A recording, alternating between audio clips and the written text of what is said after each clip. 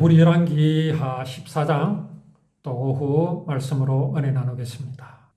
이스라엘의 그 왕들의 문제, 이것을 우리가 자세히 알아야 될 필요가 있는 이유가 무엇입니까? 하나님께서 이스라엘에 율법을 주셨습니다. 자, 율법을 주신 이유를 분명하게 알지 못하면요, 공격을 받습니다. 가장 흔하게 이제 하는 공격이 뭐냐 하면, 너희 그 기독교에서 말하는 그 하나님께서 주셨다는 그 율법, 십계명, 그것은 모세가 이 문명 국가에 있는 그 법을 베낀 것이다 라고 공격합니다. 왜냐하면요, 유사한 것들이 많거든요. 대표적으로 도피성이라는 게 있잖아요. 도피성. 그거요, 함무라비 법에도 있습니다. 심지어는 우리나라의 그 고대의 법에도 둔피처라는 것이 있었습니다. 이것 하나만으로도 기독교인들이 꼼짝을 못해요. 변명을 하지 못합니다. 그냥 구렁이 담 넘어가듯이 그냥 슬쩍 넘어가 버립니다. 이런 하나하나가 작은 구멍이 되어가지고요, 뚝을 무너뜨리는 결과가 온다는 사실을 알아야 합니다. 하나님께서 왜 율법을 주셨을까요? 그 바울 사도도 이런 말씀을 전했잖아요. 율법이 있기 전에 벌써 하나님께서 주신 것이 있었어요. 그렇게 하나님께서 주신 것이 아니라 사람에게 무엇이 있었습니까? 양심이라는 게 있었잖아요. 그러니까 율법이 없이도요, 사람들은 죄를 깨달았습니다. 이건요, 하나님을 믿는 사람뿐만 아니라 하나님을 믿지 않는 사람들 마음속에도 다 있는 겁니다. 양심이란 거예요. 그런데요, 이 양심이라는 것이 얼마나 심오하고 깊은 것이냐 하면요, 이 양심의 그 수준이요, 무려 하나님의 경지에 이르러 있다는 것을 알아야 합니다. 그게 성경에 나오잖아요. 하나님께서 선악을 알게 된 사람을 향하여 뭐라고 말씀하셨습니까? 이 사람이 선악을 아는 일에 우리와 같이 되었다. 곧 하나님의 경지에 이르렀다고 하나님께서 말씀하셨습니다. 그러니요, 사람의 양심으로 죄를 깨닫는다는 건요, 율법으로 죄를 깨닫는 그 경지와 똑같습니다. 사람들은 잘 압니다. 가늠한 여인을 예수님께로 끌고 왔던 사람들은 잘 알고 있습니다. 자기들이 이 가늠한 여인처럼 현장에서 붙들려 현장에서 들키지 않았을 뿐이지 그들도 잘 압니다. 나는 마음으로 가늠했어. 나는 가늠한 죄인이라는 거 잘 압니다. 양심으로 잘 압니다. 그런데 그들은 하나님께서 주신 율법, 거룩하신 율법을 무엇으로 지켰습니까? 사람이 만든 법의 기준으로 끌어내려서 율법을 지킨 거거든요. 그러니 뭐를 생각합니까? 나는 가늠하지 않았어. 이 여인과 달라. 이래 생각했던 겁니다. 그런데 그들이 진실로 율법 앞에 왔습니다. 율법을 친히 주신 하나님이신 예수님 앞에 왔을 때 그들은 무엇을 알게 되었습니까? 우리가 율법을 어겼구나. 그거 알게 된 겁니다. 그렇지 못하니 율법을 하나님께서 주신 것으로 알기는 알지만은 이 이스라엘 왕들은 율법을 저 바알이나 아세라를 섬기는 자들이 만든 법하고 구별을 하지 못한 겁니다. 그러니 가나안 거민을 어떻게 다 멸할 수 있겠습니까? 그들에게 어떻게 율법을 전할 수 있겠습니까? 율법을 법으로 알고 있는데 그들이 가나안 사람들한테 자랑했을 거 아닙니까? 자, 우리 이 율법은 저 시인의 산에서 모세를 통하여 우리가 받은 것이다. 그러니 우리 율법은 너희들의 법보다 훨씬 우월하다. 훨씬 귀하다. 그러면 그 사람들이 묻지 않겠습니까? 왜 그런데? 하나님께서 주신 거잖아. 그러니 너희 율법을 버리고 우리 율법을, 하나님께서 주신 율법을 지켜라. 그러면 가나안 사람이 뭐라 그러겠습니까? 야, 너희 율법에 있는 거 우리도 다 있다. 여기 봐라. 다 있잖아. 착하고 바르게 살아라고 우리도 가르치고 있잖아. 그럼 이스라엘 백성들이 그 앞에서 뭐라고 하겠습니까? 그건 그거고 이건 이거지. 그렇게 말할 수 있습니까? 그러니 어떻게 되겠습니까? 야금야금 하나씩 둘씩 너희 것도 맞네. 이렇게 무너진 겁니다. 그게 지금 여기 열왕기에 나타난 이스라엘 왕들의 모습입니다. 율법을 법으로만 알았지 진실로 완전하신 거룩하신 하나님께서 주신 완전한 법인 것은 몰랐습니다. 법이 완전하면 어떻게 되는 줄 아십니까? 법이 완전하면요, 사람을 죄인으로 만드는 것이 아니라 사람을 완전한 죄인으로 만듭니다. 꼼짝할 수 없는 죄인으로 만듭니다. 그게 바로 예수님 앞에 왔던 가늠한 여인을 끌고 왔던 서기관과 바리새인들이 받은 그것입니다. 그들이 여인을 처단할 수 있었습니까?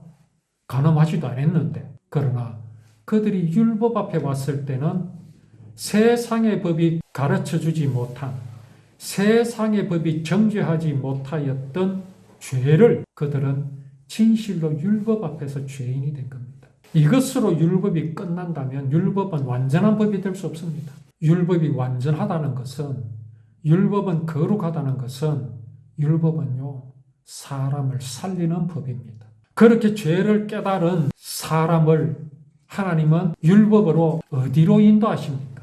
어린 양에게로 인도하여 주십니다. 이걸 이스라엘 왕들은 모르는 겁니다. 그들이 뭐 양도 잡고 소도 잡고 했지요.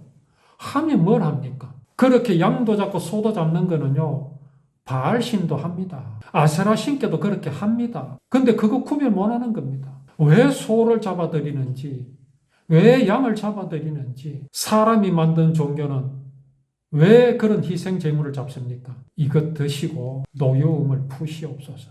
그런 뜻으로 바치는 겁니다. 그런데 율법에서 바치게 하신 그 소나 양은 뭡니까?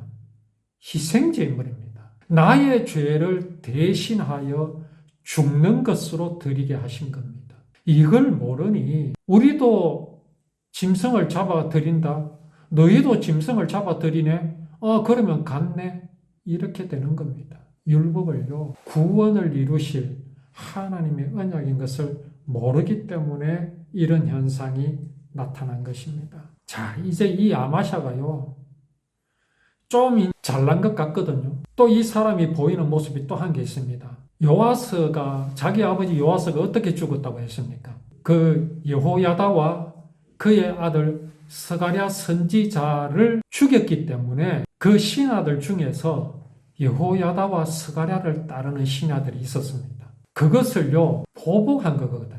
그래서 요아스를 죽인 겁니다. 자, 그러면은 이 사람들은 이 아마샤에게 어떻습니까? 원수입니다. 아버지를 죽였잖아요. 우리나라 그 사자성에 이런 것이, 사자성어가 아니고 이런 말이 있습니다. 살부지수는 불구대천이다. 역시 유식에 보이지요. 살부지수는 불구대천이다. 내 아버지를 죽인 자와는 하늘 아래서 살 수 없다. 그래서 불구대천의 원수다 이런 말 하죠. 그런 존재들입니다. 그런데 아마샤가 어떻게 합니까? 그 신하들은 복수를 했습니다. 죽였습니다. 그런데 그 자녀들은 죽이지 않았습니다. 왜 죽이지 않았느냐? 모세의 율법에 그렇게 되어 있거든요. 자녀가 잘못했다고 아버지를 죽이면 안 된다. 또한 자녀가 잘못했다고 아버지를 죽이면 안 된다. 연좌제 하지 말아요. 연좌제. 어떤 사람이 자기 아버지를 죽인 사람을 붙들어가지고 사또 앞에 왔습니다. 사또. 이 사람이 나의 아버지를 죽였습니다. 이 사람하고는 하늘 아래 살 수가 없습니다. 반드시 복수해야 합니다. 그러니까 사또가 뭐라고 말하면, 그래, 네 말이 맞다. 네가 과연 효자로구나. 그래, 네 아버지를 죽인 저 사람을 내 앞에서 당장 죽여라. 복수해라. 그러면서 이렇게 말합니다.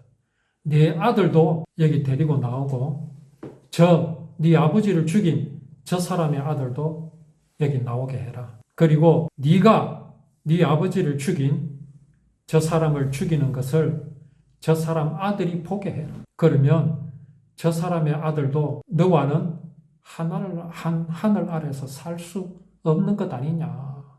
자기 아버지를 죽였는데. 그러면 너는 그 아들의 손에 네가 죽고 또 네가 죽는 것을 네 아들이 봤으니까 또 너는 그 아들 손에 죽고 그렇게 죽고 죽이면 그렇게 하자. 명판결 같지요. 하나님은 당대에 있는 건 당대에 끝내라. 그렇게 말씀하셨습니다. 이것을요, 이 아마샤가 지켰습니다. 이 율법은 우리에게 무엇을 보여주십니까? 율법이 언약이라면 이것도 언약이잖아요. 언약. 무엇을 보여주십니까? 아까 우리나라 유교에 대해서 말씀을 드렸지요. 유교 사상은 조상을 신으로 섬깁니다. 죽은 조상에게 절하고 복을 빌고 그 속에는 하나님이 없습니다. 사람이 신입니다. 여기 이 말씀은요, 모세의 율법에서 아버지 죄를 자식에게 묻지 말고 자식의 죄를 아버지에게 묻지 말라 하신 이 말씀이 왜 언약이냐? 철저하게 하나님은 한 분이시다. 또 사람은 부모에게서 나지만 철저하게 객체이다. 한 생명 한 생명이 하나님의 창조하심으로 사랑이신 하나님께서 사랑하시기 위하여 창조하신 각자의 생명이다. 이걸 보여주십니다. 부모를 공경하라 하시지요. 그거는 부모를 신으로 섬기라는 말씀이 아닙니다. 왜 부모를 공경하게 하십니까? 어느 복음서에 그 계보가 있습니다. 마태의 복음은 왕의 계보를 쭉 위에서부터 아래로 말씀하시지요. 누가 복음입니까? 그 계보는 아래에서 위로 올라갑니다. 그래서 맨 위에 누가 나타나느냐 하면은 아담이 나타나고 아담 위에는 하나님이십니다. 곧 내 아버지가 없었다면 내가 없었다. 조상이 없었으면 내가 없었다. 그 위에 최초의 아담이 없었으면 나는 없었다. 그 위에 하나님이 계시지 않았다면 아담은 없었으면 우리는 없었다. 그런 차원에서 부모를 공경하라 하시지요.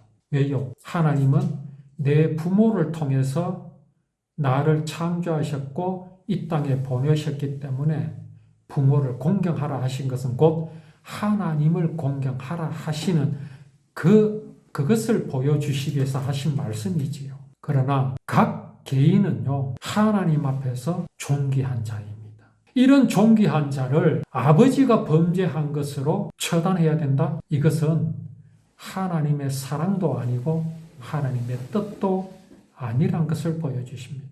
부모가 잘했다고, 부모가 구원받았다고 내가 구원받는 거 아닙니다. 이것이 분명하지 않으니 어떤 결과가 나타납니까? 율법의 부모를 공경하라고 하였으니 유교의 관습을 옳다고 말해버립니다. 아닙니다.